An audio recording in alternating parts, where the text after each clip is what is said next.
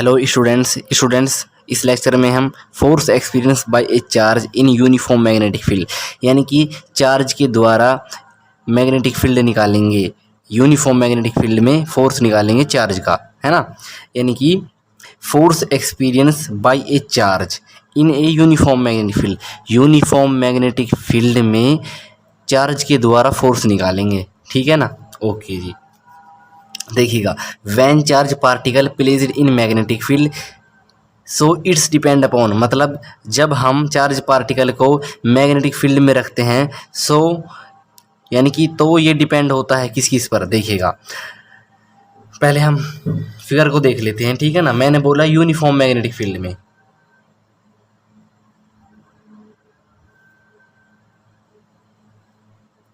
Uniform यानी कि एक फिक्स कांस्टेंट मैग्नेटिक फील्ड,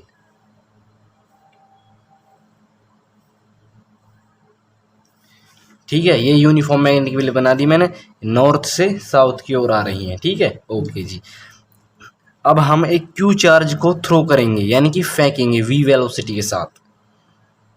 हमारा एक क्यू चार्ज है, ठीक है ना, इसे हमने वी वेलोसिटी के साथ थ्रो किया, वी वेलोसिटी के साथ और थीटा एंगल पर, ठीक है ना, थीटा एंगल के साथ। बताओ कोई दिक्कत यहाँ तक? ठीक है ना। ओके जी, अब एक बात बताओ, v यानी कि वेलोसिटी एक हमारा वेक्टर क्वांटिटी है, तो ये दो कंपोनेंट में डिवाइड होगा। चार्ज एक होगा v साइन थीटा, एक होगा v कॉस थीटा।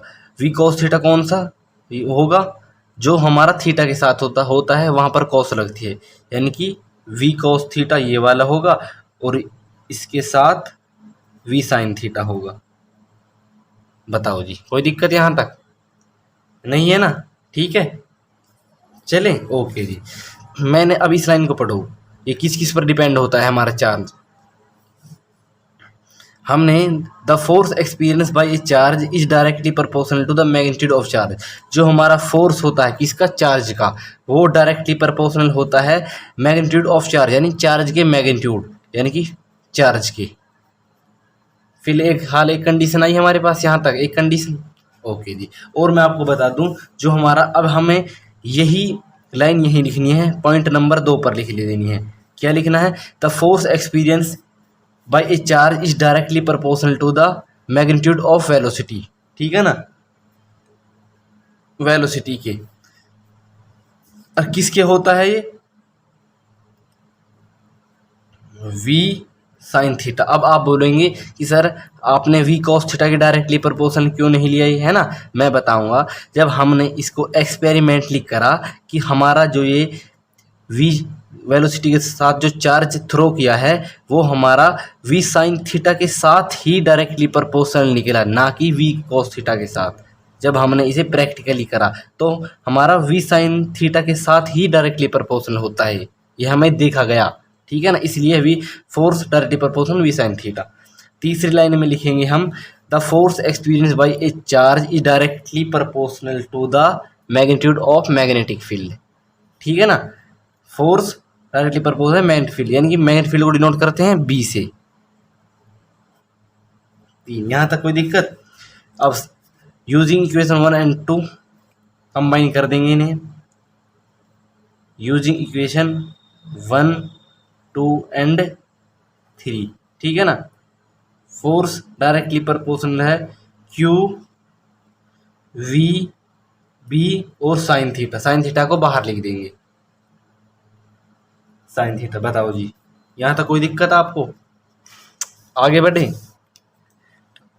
अब एक बात बताऊं मैं आपको, अब प्रोपोर्शनलिटी को हटाने के लिए हम एक के कांस्टेंट का यूज करते हैं, ठीक है ना।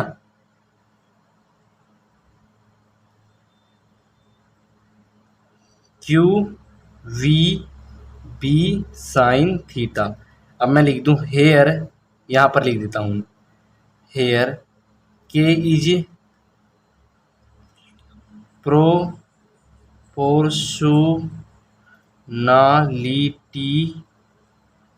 कांस्टेंट whose value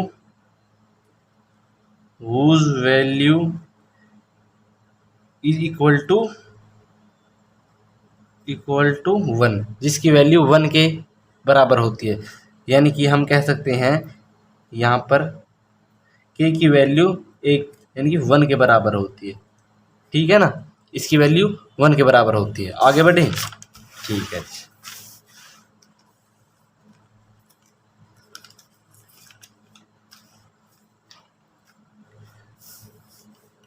अब एक बात बताओ, हमने यहाँ तक कर लिया।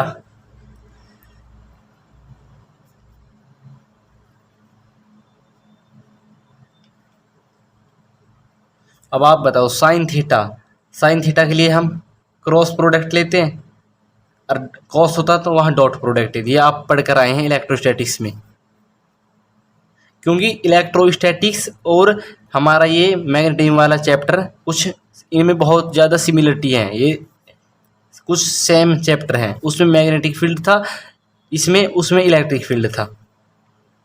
अब एक बात तो इसे हटाएंगे तो हम इन दोनों के बीच में, यानी वेलोसिटी और हमारा मैग्नेटिक फील्ड के बीच में है ना थीटा, इन दोनों के बीच में क्रॉस आ जाएगा, के क्यू वी क्रॉस बी। अब ये एक वेक्टर क्वांटिटी है, आपको पता है मैग्नेटिक फील्ड और वेलोसिटी एक वेक्टर क्वांटिटी होती है। ये हमारे पास एक रिलेशन बनकर आया इनके बीच में।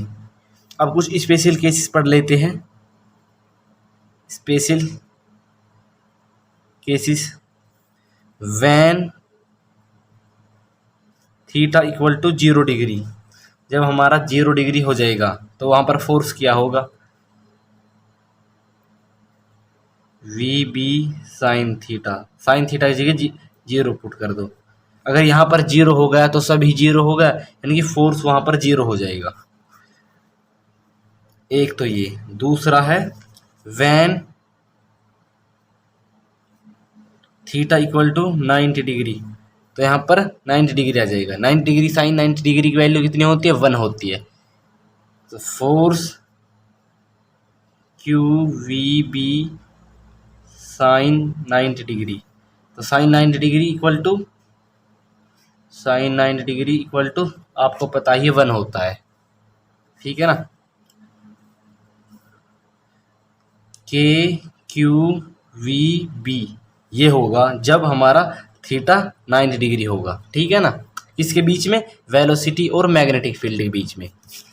यानी कि वेलोसिटी ये हो गई और मैग्नेटिक फील्ड ये हो गई। ये थीटा हमारा जब 0 होगा तो फोर्स 0 होगा। अगर 90 डिग्री हो जाएगा ऐसे तो फोर्स वहाँ पर कितना होगा, देखिएगा इतना होगा। ठीक है, ओके जी। अब मैं आपको बता दूं unit of magnetic field.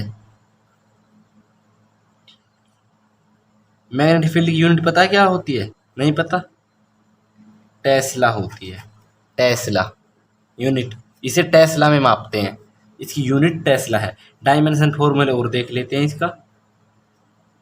Dimension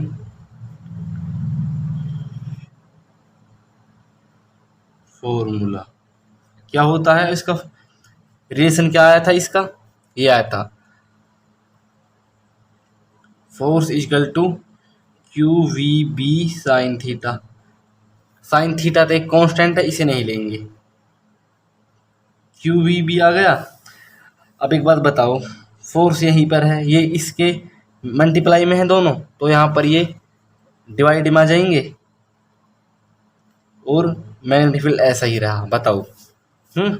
अब एक बात बताओ, यहाँ पर लिख देते हैं फोर्स का डायमेंशन क्या होता है। फोर्स का डायमेंशन MLT-2 होता है, आपको पता है। यहाँ पर लिख देते हैं MLT-2 और क्यू क्या है, एक चार्ज का क्या होता है, AT होता है। वेलोसिटी का अब देखो मुझे नहीं पता, मैं तो निकाल लेता हूँ। देखो वेलोसिटी का फॉर्मूला क्या होता है, डिस्प्लेसमेंट अपॉन टाइम। डी यानी कि डिस्प्लेसमेंट क्या है, एक लेंथ है, और टी तो टाइम है ही। तो हम इसे कैसे लिख सकते हैं, एल टी ऊपर जाएगा तो माइनस का हो जाएगा ये T-1, ऐसे लिख सकता हूँ। ठीक है ना, मैं ऐसे ही लिखूंगा अब इसको, देखिएगा t-1। ठीक है, अब देखो L से L कट गया, और एक T से ये T कट गया, तो क्या बचा कंप्लीट, M मैग्नेटिक फील्ड का फॉर्मूला है M-T-2A-1। पता है कैसे आया ये? देखो M तो ऐसा ही है as it is, okay. T-2 कैसे आया है ना, देखो ये प्लस का है, वहां पर एक बचा था यहाँ पर, क्योंकि एक यहाँ से कट गया। अब एक ऊपर जाएगा तो प्लस का है, ये माइनस का हो जाएगा, तो T-2 है ना, इसलिए T-2, और ये यहाँ पर ऊपर जाएगा तो माइनस का हो जाएगा। इसकी डायमेंशन फॉर्मूला ये है, बताओ जी, ठीक है ना। सो स्टूडेंट्स, इस लेक्चर में इतना ही, तब तक मिलते हैं नेक्स्ट लेक्चर में। सो हमारे चैनल को शेयर, सब्सक्राइब, लाइक प्लीज़ करना ना भूलिएगा।